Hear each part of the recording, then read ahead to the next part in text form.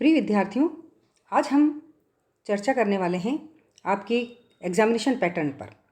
और examination pattern के आधार पर मैंने राजनीति विज्ञान में जो अवधारणाएं हैं उनके ऊपर कुछ शॉर्ट टाइप के क्वेश्चंस बनाए हैं। आपको पेपर के ए भाग के अंदर 10 क्वेश्चन पूछे जाते हैं और उन 10 क्वेश्चंस का आंसर आपको 15 या 20 शब्दों के अंदर देना होता है। तो हम आज देखते हैं सबसे पहले स्वतंत्रता, समानता, शक्ति, औचित्यपूर्णता से संबंधित जो हैं कौन कौन से प्रश्न महत्वपूर्ण हैं जो आपके एग्जाम में पूछे जाते हैं। जैसे पूछा जाता है कि स्वतंत्रता की परिभाषा दीजिए।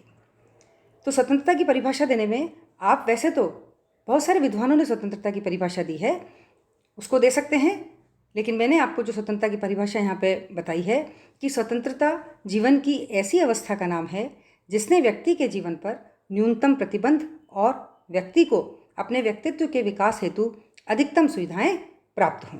तो उसको हम क्या बोलते हैं? स्वतंत्रता बोलते हैं। अगर आप यहाँ पर किसी विद्वान की स्वतंत्रता की परिभाषा की लिख देते हैं तब भी वह आपका सही होगा। दूसरा प्रश्न पूछा जाता है कि जे.एस. मिल ने स्वतंत्रता के किस दृष्टिकोण का प्रतिपादन किया? क्योंकि जे.एस. मिल के द्वारा आपने देखा होगा कि स्वतंत्रता के हमने इसके पहले वाले वीडियो में पूरी स्वतंत्रता का अध्ययन अच्छी तरह से किया है और जे.एस. मिल का वीडियो एक बिल्कुल अलग से मैंने आपको प्रोवाइड किया था। तो जे.एस. मिल ने जो स्वतंत्रता का कौन सा दृष्टिकोण प्रतिपादित किया, तो हमें ये पता होना चाहिए कि स्वतंत्रता के 2 प्रकार के दृष्टिकोण हैं, नकारात्मक दृष्टिकोण और सकारात्मक दृष्टिकोण। तो जो जे.एस. मिल हैं उन्होंने स्वतंत्रता के नकारात्मक दृष्टिकोण का प्रतिपादन किया था। उन्होंने जे.एस. मिल ने कब और किस निबंध में इसका प्रतिपादन किया? उन्होंने एक निबंध लिखा था, है ना? तो कौन सा निबंध था वो? तो जे.एस. मिल के द्वारा 1859 में, जब पूछा गया कब, तो 1859 में जो प्रकाशित उनका निबंध था, है ना, उसको हिंदी में हम बोलते हैं स्वतंत्रता और इंग्लिश में ऑन लिबर्टी, जो बहुत ही फेमस है, में इसका प्रतिपादन किया था। हमने स्वतंत्रताओं के प्रकारों के बारे में पढ़ा था कि स्वतंत्रता कितने प्रकार की होती हैं। उससे ही संबंधित क्वेश्चन आपको पूछा जाता है।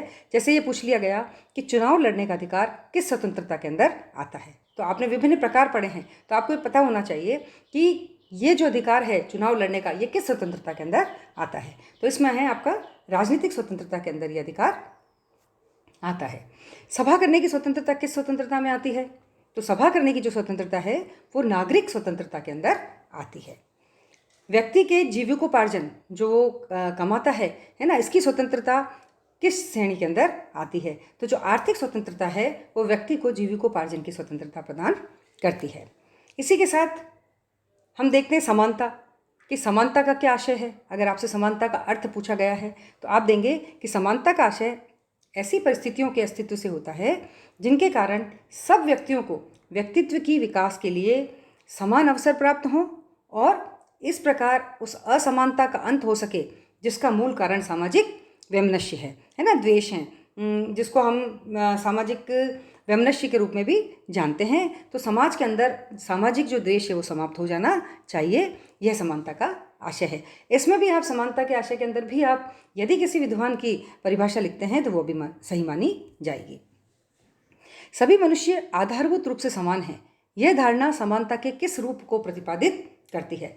जिस तरह से हमने स्वतंत्रता के कई प्रकार पढ़े, स्वतंत्रता के कई भेद पढ़े, उसी तरह से हमने समानता के भी भेद पढ़े हैं और समानता के भेद के ऊपर भी एक मैंने अलग से आपको वीडियो प्रोवाइड किया गया है, आप कृपया उसको जरूर देखें, है ना। तो प्रश्न पूछा जाता है, क्योंकि जब आप उन वीडियोस को देखेंगे और उसका अध्ययन कर लेंगे, उसके बाद आपके लिए क्वेश्चन जो है बहुत ही आसान हो जाएंगे। तो सभी मनुष्य आधारभूत सूत्र से समान है, यह धारणा समानता के किस रूप को प्रतिपादित करती है? यह धारणा समानता के प्राकृतिक रूप को, तो प्राकृतिक समानता के अंतर्गत हम इस बात को देखते हैं। राजनीतिक स्वतंत्रता क्या है ना, कि अपने राज्य के कार्यों में स्वतंत्रता पूर्वक सक्रिय रूप से भाग लेने की जो स्वतंत्रता है वह राजनीतिक स्वतंत्रता के अंदर आती है। कौन सी विचारधारा स्वतंत्रता और कानून को परस्पर विरोधी मानती है? ऐसी कौन सी विचारधारा है जो स्वतंत्रता को और कानून को एक दूसरे का विरोधी मानती है? तो हम देखते हैं कि अराजकतावादी जो विचारधारा है और जो व्यक्तिवादी विचारधारा है वह स्वतंत्रता और कानून को परस्पर विरोधी मानती हैं। हमने जब अध्ययन किया था तब देखा था कि कुछ ऐसी विचारधाराएं हैं जो स्वतंत्रता और कानून को परस्पर विरोधी मानती हैं और कुछ ऐसी विचारधाराएं हैं जो स्वतंत्रता और कानून को एक दूसरे का पूरक मानती हैं। तो जो विरोधी हैं वह कौन सी है? एक तो अराजकतावादी विचारधारा और दूसरी व्यक्तिवादी विचारधारा। समानता के विविध रूप कौन कौन से हैं? जैसे प्राकृतिक समानता, आपसे कोई भी चारों रूप आप लिख सकते हैं इसके, कि प्राकृतिक समानता, सामाजिक समानता, नागरिक समानता, राजनीतिक समानता और आर्थिक समानता। ये 5 जो हैं रूप हमको समानता के अंदर मिलते हैं। ऐसे 2 विद्वानों के नाम बताइए जो स्वतंत्रता और समानता को परस्पर विरोधी मानते हैं। तो कौन कौन से, पहले तो हमने पूछा तो कौन सी विचारधाराएं थी जो विरोधी मानती थी, अब हम पूछ रहे हैं कि कौन से ऐसे विद्वान हैं जो, तो 2 के नाम आपको जैसे लिखने हैं, तो डी टॉकविले, लॉर्ड एक्टन स्वतंत्रता और समानता को परस्पर विरोधी मानते हैं। इसी की तरह प्रश्न पूछा जाता है, देखिए कि ऐसे किसी 3 विद्वानों के नाम बताइए जो स्वतंत्रता और समानता को परस्पर पूरक मानते हैं, जो एक दूसरे के पूरक मानते हैं। तो वो कौन है? Laski, doctor Ashirvadam, professor Pollard. ये कुछ विद्वान हैं जो स्वतंत्रता और समानता को क्या मानते हैं? एक दूसरे का पूरक मानते हैं। देखिए, मतदाता सूची में आपका नाम होते हुए भी यदि किसी कारण से निर्वाचन अधिकारी आपको मतदान नहीं करने दे तो आप किस प्रकार की स्वतंत्रता से वंचित हो जाएंगे? आपका नाम मतदाता सूची के अंदर है और मतदान अधिकारी आपको मतदान नहीं करने देता है, तो कौन सी आपकी स्वतंत्रता का हनन हो रहा है? तो आप ये देखिए कि इससे राजनीतिक स्वतंत्रता से हम वंचित हो जाएंगे, क्योंकि राजनीतिक स्वतंत्रता के अंदर हमारे को राज के कार्यों के अंदर, तो उसके अंदर आपका मतदान करने का अधिकार भी आ जाता है, ठीक है ना। छुआछूत के विरोधी किस प्रकार की समानता के पक्षधर थे? तो छुआछूत के जो विरोधी थे वो सामाजिक समानता के, समाज के अंदर किसी प्रकार का भेदभाव नहीं होना चाहिए, इसलिए छुआछूत के जो विरोधी थे वह सामाजिक समानता के पक्षधर थे। आपसे पूछा जाता है कि शक्ति की एक परिभाषा दीजिए। तो मैकाइवर के अनुसार शक्ति होने से हमारा क्या अर्थ है? व्यक्तियों के व्यवहार को नियंत्रित करने, विनियमित करने या निर्देशित करने की जो क्षमता है उसको हम क्या बोलते हैं? शक्ति कहते हैं। रॉबर्ट बायरस्टेड के अनुसार शक्ति क्या है? प्रश्न पूछा, जैसे अलग अलग विद्वानों का नाम लेकर पूछा जाता है उन्होंने शक्ति बारे में क्या कहा। तो रॉबर्ट बायरस्टेड के अनुसार शक्ति बल प्रयोग की योग्यता है, न कि उसका वास्तविक प्रयोग। राजनीतिक शक्ति का विज्ञान है, किसका कथन है? राजनीति जो है वो शक्ति का विज्ञान है, किसने कहा था? राजनीति शक्ति का विज्ञान है, यह कथन किसका है? कैटलिन का। समस्त सांसारिक जीवन का मूल आधार दंड शक्ति है, किसका कथन है? जिसने ये माना है कि सांसारिक जीवन का मूल आधार ही दंड है। शाम दाम भेद और दंड की बात कही थी ना आपने, प्रथम पेपर के अंदर, सेकंड पेपर के अंदर भी पढ़ा होगा। तो कौन थे वो? कौटिल्य, जिन्होंने कहा था कि किस प्रकार से एक राजा को अपना कार्य करना चाहिए, और दंड को उन्होंने सबसे ज़्यादा महत्व दिया था। शक्ति के प्रमुख सोर्स कौन कौन से हैं, स्रोत कौन कौन से हैं? इन स्रोत को हमने हमारे उस वीडियो, शक्ति का जो वीडियो हमने बनाया है उसके अंदर आपको बहुत अच्छी तरह से मैंने एक्सप्लेन किया है। लेकिन छोटे क्वेश्चंस के अंदर अगर आपसे पूछा जाता है कि केवल प्रमुख स्रोत बताइए, तो उसके 5 प्रमुख स्रोत हैं शक्ति के, 4 प्रमुख स्रोत हैं, ज्ञान, प्राप्तियां, संगठन और आकार। मैक्स वेबर के द्वारा औचित्यपूर्ण शक्ति के क्या भेद बताए गए? जो मैक्स वेबर हैं उन्होंने औचित्यपूर्ण शक्ति के क्या भेद बताए थे? तो मैक्स वेबर के द्वारा औचित्यपूर्ण शक्ति के 3 प्रमुख भेद बताए गए, कानूनी या वैधानिक, परंपरागत और करिश्मावादी। ये 3 प्रकार के भेद मैक्स वेबर के द्वारा बताए थे। अंतर्राष्ट्रीय शक्ति संघर्ष ही एक प्रक्रिया है, यह किसका कथन है? शक्ति संघर्ष ही एक प्रक्रिया, अंतर्राष्ट्रीय शक्ति जो है शक्ति संघर्ष की, तो ये कथन किसका है? कैटलिन का। शक्ति को प्रभाव प्रक्रिया के रूप में परिभाषित किसने किया? शक्ति को प्रभाव प्रक्रिया के रूप में कैप्लॉन ने परिभाषित किया था। आधुनिक काल का सर्वाधिक प्रभावशाली शक्ति शोधकर्ता किसको कहा जाता है? तो आधुनिक काल का सर्वाधिक जो प्रभावशाली शक्ति शोधकर्ता है वो हैं आपके लॉसवेल। राजनीति को शक्ति से पृथक नहीं किया जा सकता, यह किसका कथन है? राजनीति को शक्ति से पृथक नहीं किया जा सकता, यह कथन किसका है? बेकर का ये कथन है। फिर आपसे पूछा जा सकता है कि सत्ता की एक परिभाषा दीजिए। तो बायस्टेड के अनुसार सत्ता शक्ति के प्रयोग का संस्थात्मक अधिकार है, स्वयं शक्ति नहीं है। ये हम इस चीज़ को बता सकते हैं। सत्ता की परिभाषा भी उन्होंने शक्ति के प्रयोग में लेकर की थी। यूनेस्को की रिपोर्ट में सत्ता को कैसे परिभाषित किया गया है? तो यूनेस्को की रिपोर्ट के अनुसार सत्ता वह शक्ति है, यहाँ सत्ता नहीं है, सत्ता वह शक्ति है जो कि स्वीकृत, सम्मानित, ज्ञात एवं औचित्यपूर्ण हो, उसको हम क्या बोलेंगे? सत्ता। ये किसकी परिभाषा है? यूनेस्को की। यहाँ पे सत्ता की जगह आप ध्यान दीजिए सत्ता है, प्रिंट मिस्टेक होगी थोड़ी। सत्ता की प्रकृति के संबंध में प्रोफेसर बीच प्रोफेसर का नाम है, किन 2 सिद्धांतों का प्रतिपादन किया?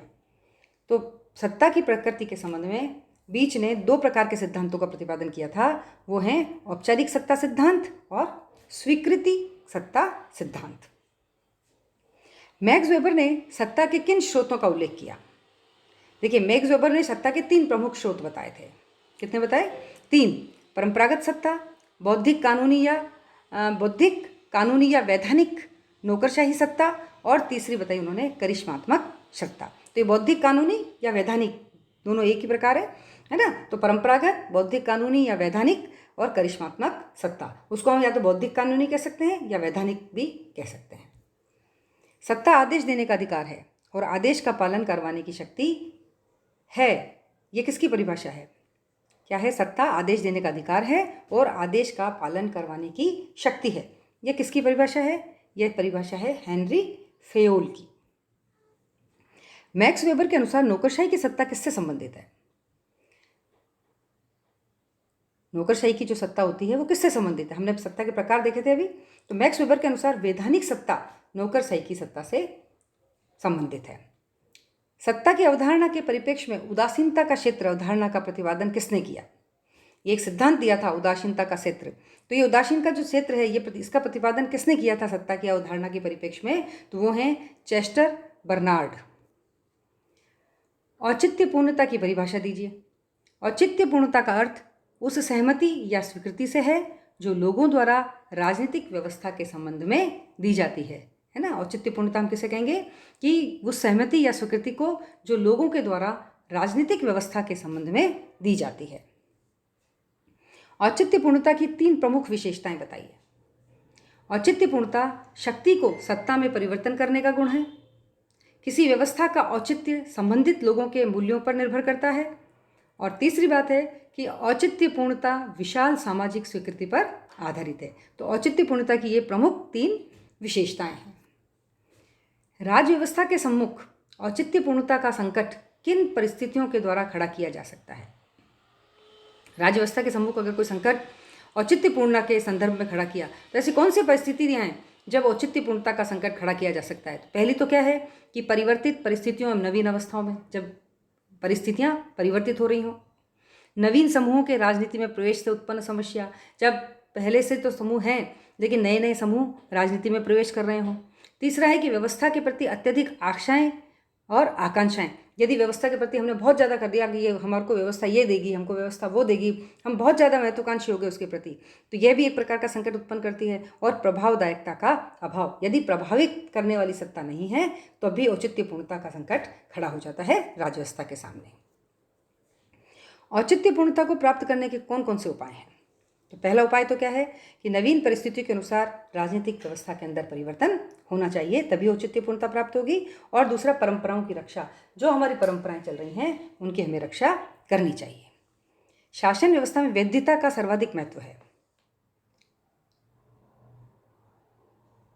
किस शासन व्यवस्था में वैधता का सर्वाधिक महत्व है? तो जो लोकतंत्र शासन व्यवस्था, ये प्रश्न है आपका, किस शासन व्यवस्था में वैधता का सर्वाधिक महत्व है? तो लोकतंत्र शासन व्यवस्था में वैधता का सर्वाधिक महत्व है। वैधता का सबसे प्रमुख स्रोत क्या है?